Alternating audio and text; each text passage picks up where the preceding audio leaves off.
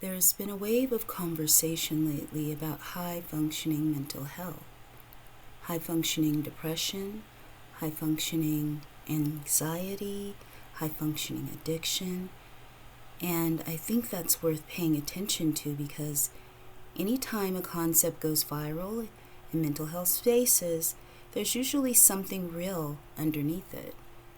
People are reaching for language that finally fits something they've been trying to describe for a long time.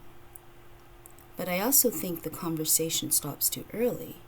We name the category, people feel seen, we move on.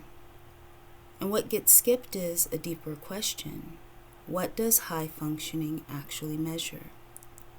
And whose interest does that measurement serve? That's what I want to dig into today. So let's start there. When someone describes themselves as high functioning, what are they actually saying? They're saying, I show up, I meet deadlines, I don't have dramatic crisis that disrupts the people around me. I perform the behaviors that my environment rewards, my workplace, my social circle, my family system. That's it. That's the whole measurement. High functioning is a behavioral report, specifically a report of the behaviors that are externally visible and socially convenient. It has absolutely nothing to say about what is happening inside the person producing those behaviors. So it gets complicated because mental health conditions, most of them are primarily internal experiences. They live in your nervous system, your thought patterns, your relationship with yourself, your body, your sleep, your private choices. The suffering is happening in a place that other people generally cannot see unless you tell them, or unless the internal breaks into the external in a way that becomes undeniable. High functioning as a concept only accounts for the part of you that is visible. It says nothing about the cost of maintaining that visibility.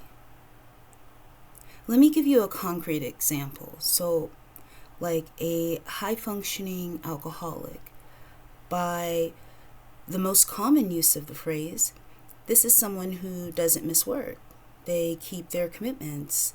They're present enough to be considered reliable by the people around them.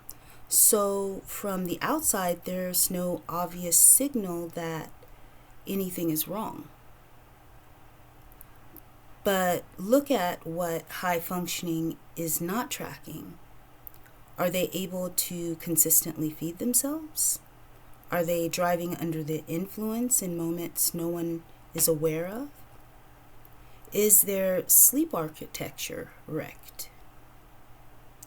Is their liver quietly absorbing damage that will have consequences in 10 years?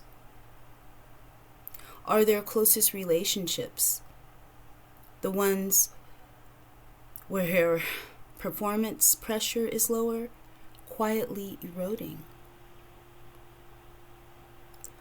Those things are real. Those things are happening. They just aren't the behaviors the outside world has decided to benchmark. Or take mild depression. Someone with persistent low-grade depression can absolutely hold a job, maintain routine, show up to social events, but they might be exhausting to be close to, have heavily negative thinking, competitive ways that shut down conversations, difficulty genuinely connecting with others. Maybe the people in their life might start pulling away without naming why. The person themselves might sense something is off, but can't quite locate it because from the external scoreboard, they look fine. And then someone tells them, you seem fine. You seem normal. You're doing so well. Sometimes that's well-meaning, right? And sometimes, and I think we need to say this out loud, sometimes that's not really about the person at all. Sometimes people are telling someone they're fine because dealing with their distress would require something for you. It's easier to offer a compliment than to sit with someone else's complexity. So the reassurance gets given, this discomfort gets avoided, and the person in front of you learns something. Being honest about their internal experience is inconvenient. Their vulnerability is a burden. The better performance they put on, the more people seem relieved. That is what I want to name directly because I think it's the cruelest part of the high-functioning trap. There is a particular kind of suffering that comes from being desperate to be seen as vulnerable in a context where being strong is more convenient for everyone around you. Where your competence has become a wall that other people actually rely on. Where the better you function, the less permission you seem to have to say that you are not okay. And so what happens? You stop reaching out for help. Not because you think you're fine.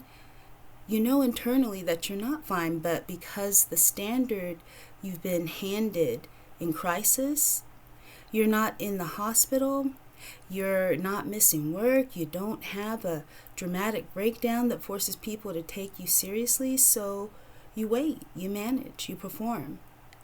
And while you're waiting and managing and performing, you're not getting better. You're not getting more skilled at not being seen.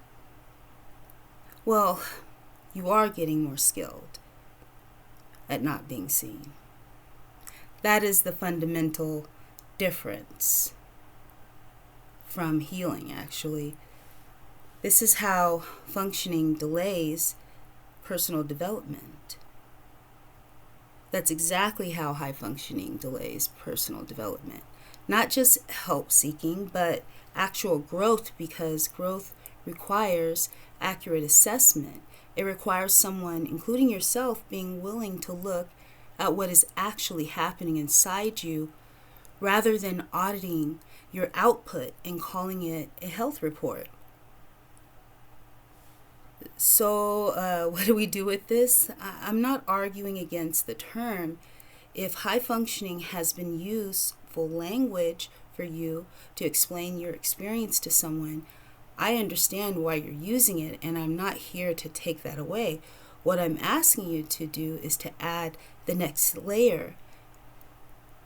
Ask not only am I functioning, but ask at what cost? What is the internal experience I am maintaining this performance from? What would I want someone to actually see if they were willing to look? And if you're someone in another person's life, a partner, a friend, a colleague, I want you to offer this. When someone who appears to be doing well tells you they are struggling, the most harmful response you can give them is to point to their performance and use it as evidence against their own experience. That is not a reassurance. That is erasure. High functioning is not a health report, it's a social report. And the two things are not the same.